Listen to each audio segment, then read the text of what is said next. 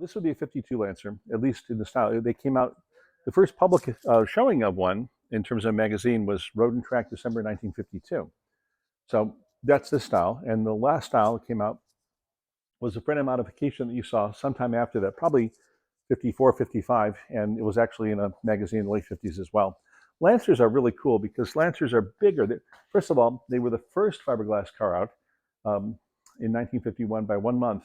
Glasspar came out in June 51, and Lancer in May 51. And that information comes from a Joseph Wary article on the early sports cars, documented. And he was a noted author and wrote for 4 or 5 decades, but loved the early specials and wrote that in one of the magazine articles. I've forgotten which one, but it's documented there.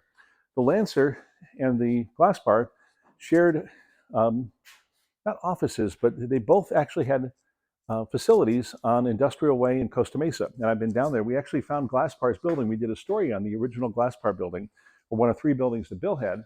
And Bill started the car business in that smaller building. The boat business was in a bigger one. And Lancer was right next door. So we were able to get some overhead shots and identify cars outside the building and which building was Lancer and which building was Glasspar. The chassis, there are 4 Lancers that we know of.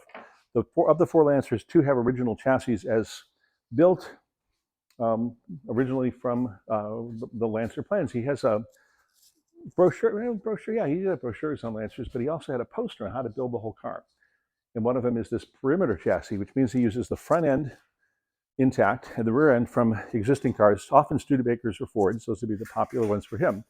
And the center is a big box, big perimeter box. And that allows you to put the seats down and lower. So this has a low center of gravity, lower than Glasspar, lower than any other one. And in fact, predates the Corvette chassis that did the same thing by about 10 years or more from 1963 when they went with a perimeter chassis, meaning narrow rails up front by the engines, goes out to the sill plates, the rocker panels, plenty of place to drop down to sit. And then the back, you have, again, conventional rear end. Of course, the Corvettes had independent rear suspension, which was outstanding starting in 63. So this is one of the 2 Lancers that still have the original chassis. This one's been restored. Barry Fagan has built a chassis in exactly the style needed on his, which is well. Joel is the other one. Joel Driscoll has a chassis that's original, just like this too.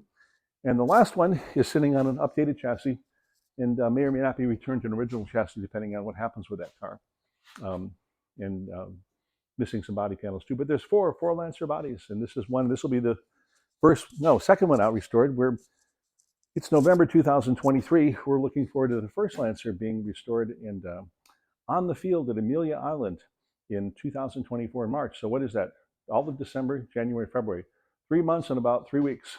Right. Now this is